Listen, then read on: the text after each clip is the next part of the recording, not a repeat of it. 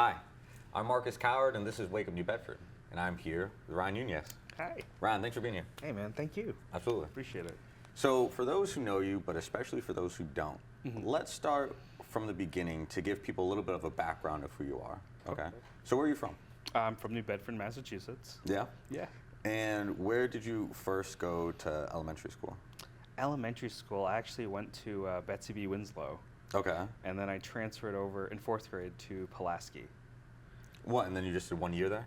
Yeah. Okay. Yeah. Sure. We were moving around a lot. Yeah. So, like, Pulaski was, like, 4th grade, and, no, 4th and 5th, I think. Yeah. And then they started switching it until middle school. It was, like, 6th, 7th, 8th. And then where'd you go to middle school? Normandan, Yeah. actually, for 6th and 7th. And then right before 8th grade, I moved to North Carolina. Oh, Yeah. okay. So And how long were you there for? too long. No, Yeah. just kidding. No, I lived there from 8th grade till I was about a junior. No, I was a junior in high school, and before my senior year, I moved back up here and went to New Bedford High. Oh, so you moved around a lot. I did. Okay. And so, did you feel like it was, did you find it like to be an adventure when you were younger, or was it like already pretty annoying at that time? And you were just like rolling with the punches? I guess it kind of was like, and this is like kind of how always my brain worked. Like every time I went to a new location or a new school, I kind of like in my head, it made it seem like this is just a new season of a TV show kind of thing. Okay, Like, that's dope. I gotta get to know people again and stuff. And but it was cool because when I finally got back to high school, for that 1 year here, a lot of those kids that I met in elementary school, middle school from different places, Yeah. we're all friends now. Sure. So it was like a huge crossover episode. Yeah, So okay. yeah. So, that's a really optimistic way of looking at it, honestly. But, so with that perspective, did you not really struggle with making friends? Oh, I mean, I moved around. Didn't say I was the most charismatic guy at the time, but I mean, I made a lot of friends. Yeah. I at least I tried to. I was bullied to an extent. I was shorter. I see that we can relate on this Short level. kings, come on. Yeah, short kings. Yeah. But I was underweight and stuff, and for some reason, people just get to an age and they're just like, "Huh, I don't like you." Yeah. And you're like, "Wait, why?" And they're just like, What did I do? yeah. You're alive. Yeah. But yeah, so I tried my best to make friends, and I think I made some pretty good ones along the way, and I hope that I made a good impression at some point in my life. Do you still keep in contact with anyone from North Carolina? Probably 3 or 4 people. I keep my circle small. Yeah. North Carolina was like, when you're a teenager, it's a lot of angst, Yes, and you correct. meet a lot of different people along the way who had different goals in life and things like that. And there were just a few people who really stuck out to me, and I kept in contact with them. And some of them are actually in TV down there. Sure. Some moved to Atlanta and stuff like that. But at the end of the day, it does feel a little strange to have a handful of friends down there. But I mean, maybe it's a good thing. Yeah. Yeah. To be spread out and not, at some point, people have to spread their wings, you Yes. know, and the earlier you do that, I feel the more perspective you'll have on not just your city, but how big the world is. Oh yeah. Yeah. You gotta. Yeah, the world's a complete different place, especially from here to there. Like a lot of cultural shock. I Yeah. thought that, God, I mean, they take so much. They take sports into a huge consideration. Okay. So like sports is super serious down there, and like their marching bands are wonderful. Yeah, and, like, that's true. It's beautiful, and like up here, like not saying that we're not good, but like it's a complete different like level of hype down there. Yeah. As it up here, like academically, like because we're thankfully in such an area which has like wonderful hospitals, colleges and stuff, it's a completely different like educational mindset too. Sure. So, but yeah, no matter where you go, in my opinion, as long as you just keep the same values and just be yourself, and usually fine. Sure. Or they'll just call you things like Yankee or things like things like that. Yeah. And you don't know how to react at first. You're like, I don't No, yeah. understand, but Like, okay, yeah. that's such a cultural, Yeah. slur, I guess, Yeah. literally. But I'm like, okay, I am from the north. Yeah. You're not wrong. What are you doing here? Yeah. Well, so when you're younger, let's say before you get to high school, Okay. did you have one idea of what you wanted to be when you grew up? So it's actually kind of funny. So I used to draw. Well, I used to draw a lot, but I used to draw like fake movie posters Okay. for like ideas that I had. Sure. And then eventually, when I got into probably my freshman year of high school, I said, "Oh, I should get into theater Okay. to understand how like real people actually interact." Mhm. Because like my babysitter was like the TV, so like movies, television. I was like, but how do real people like that I know close by act, so I could put them in my projects? But then I got to theater and I was like, I think I want to act too. Sure. Okay. So I kind of knew from a young age that I wanted to get into entertainment and film. I didn't exactly know how, but I knew that it was something that I had an interest in. No matter how much I, went into different jobs or fields, I was like, man, I gotta do something. I gotta make something. And yeah, it actually kind of worked out in a sense. Was there either a movie or a TV show when you were younger that really impacted you or inspired you? Yes. What? Eternal Sunshine of the Spotless Mind. You watched that when you were young? Yeah. Okay. Yeah. I was a hopeless romantic. Yeah, no, same. I remember watching it and I was like, this is beautiful. This is like, peak cinema. This is no, literally. peak cinema. Yeah. Forget Oppenheimer. Forget all those other movies. Yeah. Give me more Jim Carrey. Yeah. I remember watching it and I just thought how the emotions were and the way they read the lines and even the camera work. It just felt real. Like I was watching a memory from a different perspective. And I was like, this is what I want to do.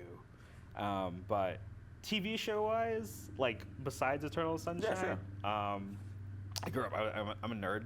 So I grew up watching like Batman the animated series, like a bunch of cartoons, Toonami and stuff like that. So that will always have a very special place in my heart. So like outside of like artsy films, talk about anything like that, I'll be like, I love Static Shock. I mean, don't we all? Yeah. But it was the live action aspects of film and cinema that you saw yourself getting involved in. Yes. And was it, because you said freshman year, that's when you figured out you wanted to get into acting. Yeah. So before then, did you see yourself doing the writing or the directing or doing the posters and the marketing? What did you see yourself doing? I guess and this is kind of funny for me, I guess I assumed one person did everything. So like Steven Spielberg, like when you see like directed by, I'd be like, dude, he made the posters, he shot it, he edited. He obviously didn't act in it, but he like wrote everything else. Everything. I'm like, this guy's crazy. No wonder why this guy gets all this acclaim. Exactly. Yeah. And then I started to realize that there was like 50 different departments for everything. Correct. Yeah. But before that, I started to teach myself things. Like I taught myself Photoshop. Okay. I taught myself like how to write scripts. There's if you ask who I work with, sometimes they're like, what is this? And I'm like, that's why I got you, buddy. You're helping me polish it up. But yeah, I mean, my goal was to, I guess, be a writer at first. Sure. And then it was like the slow progression to acting. And then I realized like I'd worked on like short films when I got older and realized like I would have shot this way. And then I was like, maybe I should also direct too. Okay. So I know it's, and not to sound like, negative or anything, but I had like I just would have shot it differently or done it differently. Yeah. Have your own perspective. Yeah, exactly. So I was like, and I can do that with my own original films. So that's really what kind of like in today kind of fuels me. Do you remember the first script that you wrote? Yes, I do, actually. Sure. So I wrote this short film. It was called Micro Screwed. Okay. It's about a company like Microsoft that is failing internally, and it is about like I wanted it to be like a television show. So it's about like the ins and outs of like this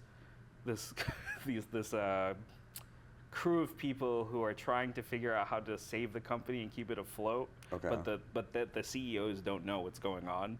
So they're just turning in like positive reports and everything, which is like highly illegal. Like once I got older, I was like, this can't be made. This makes no sense. But at the time, I was just like, they're going bankrupt. So basically, they make proxy. This is so nerdy.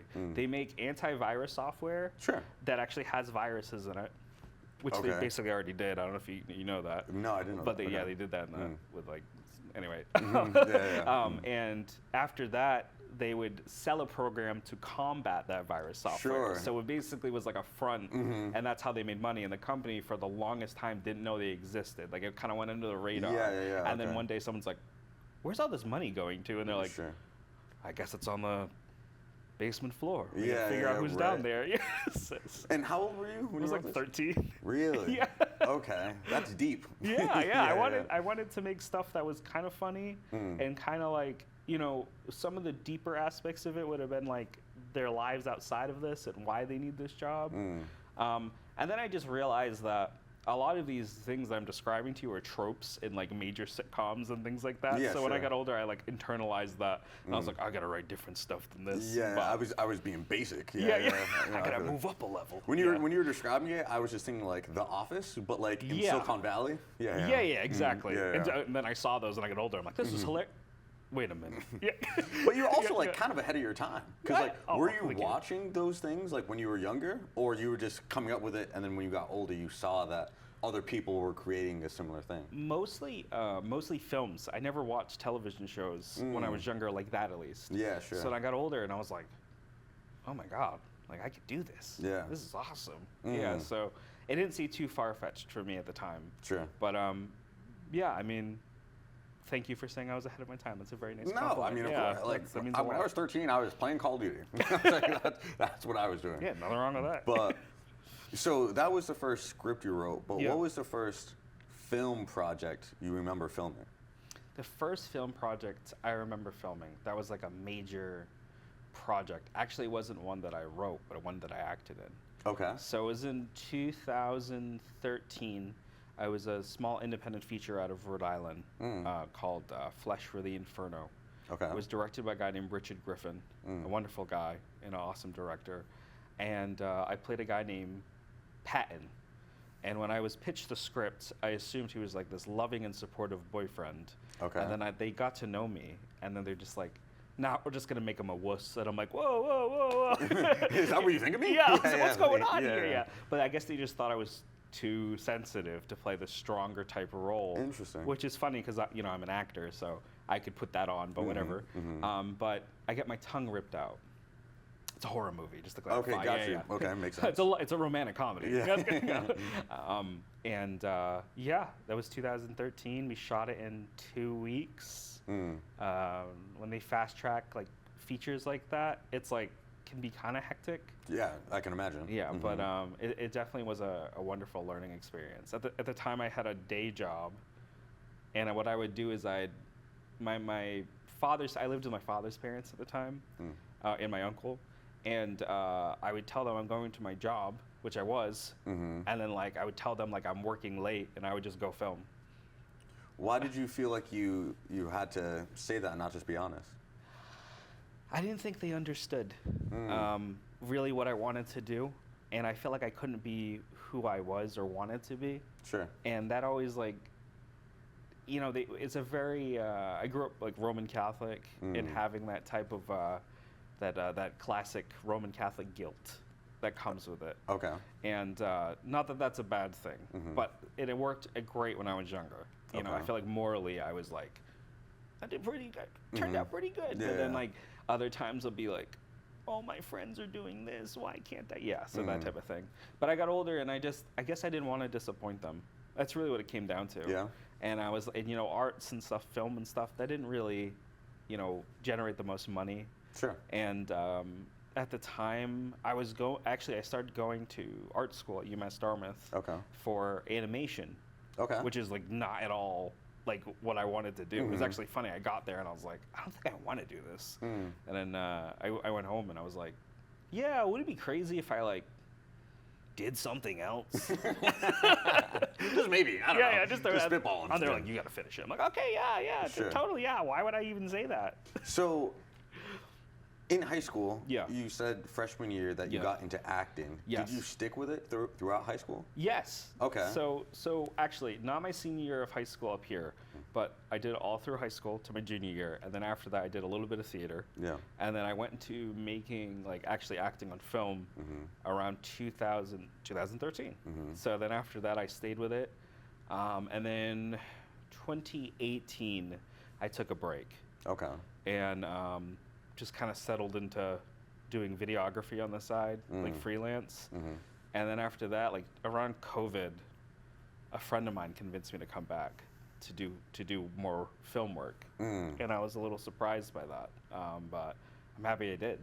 So what gave you the idea to do animation when you were so into theater and acting? It was called digital media. Okay, sure. The program was called yeah. digital media. So when I got there, I was like, oh man, I wonder what digital of the media can I, can I learn? Sure. And then I realized that a lot of it, and this is nothing against the college by any means, but at the time, I think there was a transition period of the head of the department and the program that they were trying to rework. So I learned the basics in Maya and ZBrush, which are two programs that handle like sculpting and stuff like that for 3D models and rigging them. A lot of the alumni from UMass Dartmouth went on to work for Blue Sky Studios, which did Ice Age. Oh, sure. Yeah, so they were big for a number of years until they were bought by Disney. Ironically, as I was in my senior year, Epic came out, which was not a good financial. It was a financial flop, unfortunately. Epic is a film that Blue Skies made. Oh, okay. It was a very ambitious film, but it did not land the. Yeah, I can't say I've heard of it. Exactly. Like Kevin Hart plays a snail in it. Okay. Like he's a side character, and it's like forest people. It sounds like Fern Gully. You know what Fern Gully is? Yeah, that's the old one. Yeah, it's like Fern Gully in Avatar, and that sounds sick, right? That sounds very ambitious. Yes, and then you watch it, and you're like, this is not that. They missed the mark on this one. Yeah, exactly. But I got out of school, and I was kind of lost for a little bit, to be honest with you. So you brought up Epic because you started to work with them? No. Sorry, I brought up my mind's. No, go ahead. So Epic, it failed financially. Sure. So if you were at UMass Dartmouth, there was a thing where it's like, I'm going to try to intern for Blue Sky. Okay. But because that failed financially, there wasn't an Ice Age 6 or 5 coming out at the time. You're like, oh no, I got to figure out something to do. Yeah. So, my friends wanted to work for like Blizzard and Activision, and then they became like a company. Together they absorbed each other. And some of them went off and they did that. But most of us who kind of were in the program, we didn't really have that confidence in ourselves to really put ourselves out there. Sure. It's not that UMass Dartmouth didn't give us the opportunity for internships, but it definitely was a different program in the sense of like how many companies are going to give out animation internships. You get what I'm saying?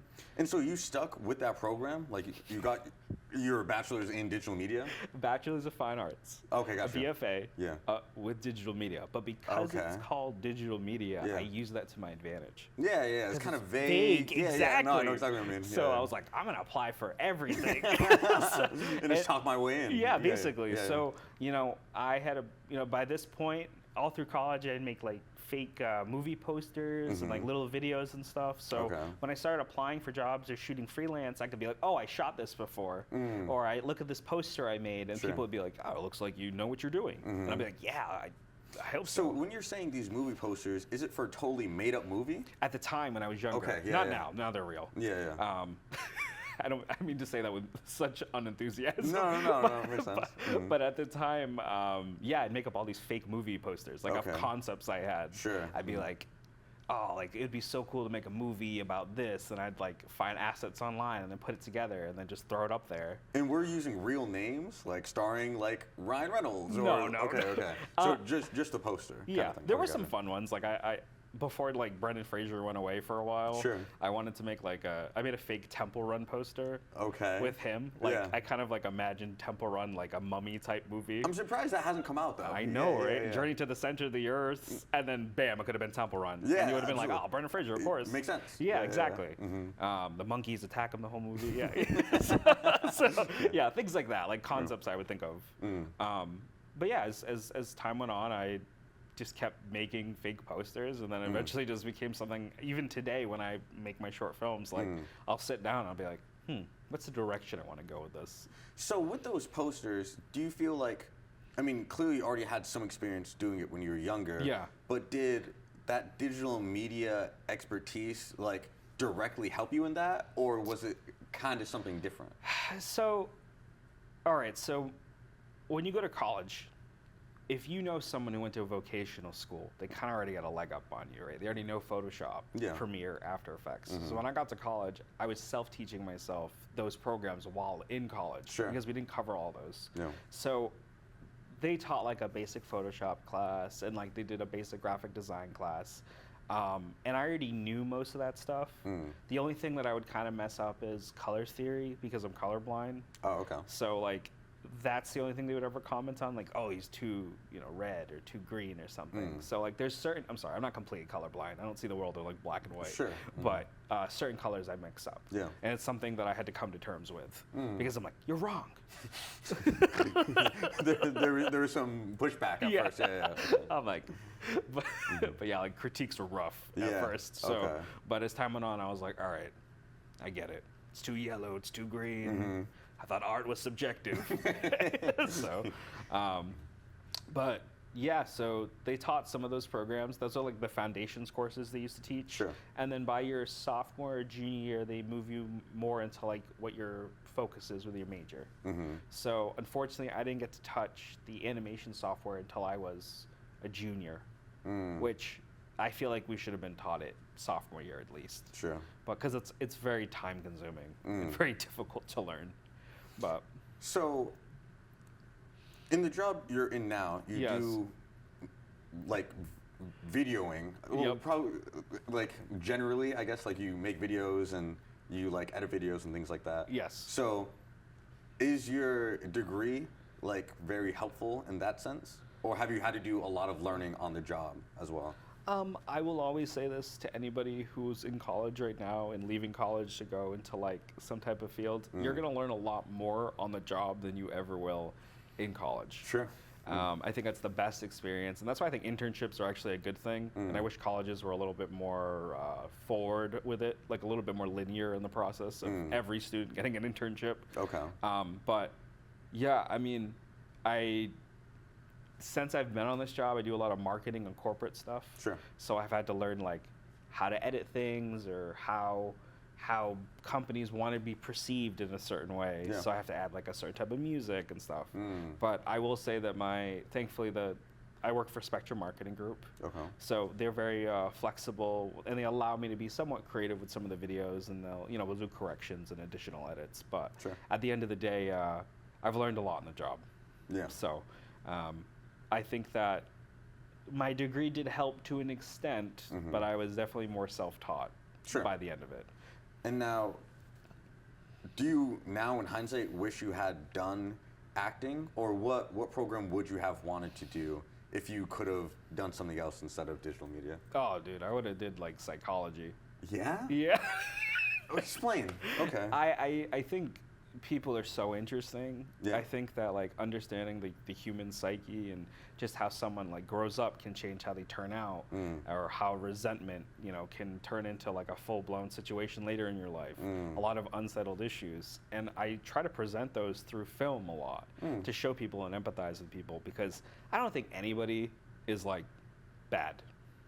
I think it's something that it's a very mob mentality in certain aspects, but at the same time, like, I want to understand why they're that way, or like why this person is the way they act. So psychology definitely probably would have been the thing I went for. But like I said, there I was in front of my grandparents, like, don't be crazy. And so, were they coming from a place of they didn't want you to switch a major, or just didn't want you to leave college? They didn't want me to switch majors, I think, at the time, because it was a lot of money. Yeah, and I was taking out loans and stuff like that. At one point, I just didn't think it was a thing where, like, you're a kid, you tighten up and you're just like, of course, I'll do it. Yep, I'll do it. Yep. But I think maybe they were scared I was just going to leave college altogether, which is completely understandable. I mean, once you sink like 2 or 3 years in, and they're just like, well, why are we here? What are we doing this for? And I completely understand that now. Hindsight's 20/20. You know what I mean? But yeah, that's why I think they thought that. You're like, he's gonna take a year off. I know him. Yeah. So, in the field that you're in now, do you feel like you need a degree in order to get your way in, or are there a lot of people without a degree who are able to still do what you do? Okay, so in 2011 or 12, when I entered college, you need to understand YouTube was so young. Yeah. There was no tutorials or anything. I mean, like, not in depth like now. And I feel like YouTube has evolved to the point where film school is great if you want to work on sets. Like, you're learning, like, you know, lights, like, you have certain terminology, you know, how to talk on a walkie-talkie, things like that. But the thing is, you can learn a lot of that stuff from YouTube or working on sets with your friends. Sure. That's a thing that I think a lot of people don't realize. Like, don't get me wrong, I think that going to film school would have benefited me tremendously. And I think it would have made me feel a little bit more secure in certain ways and confident. Sure. But as time has went on, like, I started to realize that there's a lot of people who don't know what they're doing, and that's okay. Because, like, they're going to learn either way on this set or the next set, and you don't want to discourage anybody, so you're gonna help teach them, or you're gonna help teach them. Okay. You know what I mean? So I mean, that's just me, at least. I mean, I don't know how everybody else is, like, you know, fend for themselves, but sure. I think we should all help each other in that way. So I don't think you need to go to college for film. Sure. I don't mean to be negative, or you know, it doesn't come from a malicious place. I mean, my student loans would say otherwise. Yeah, no, but, agreed. Yeah.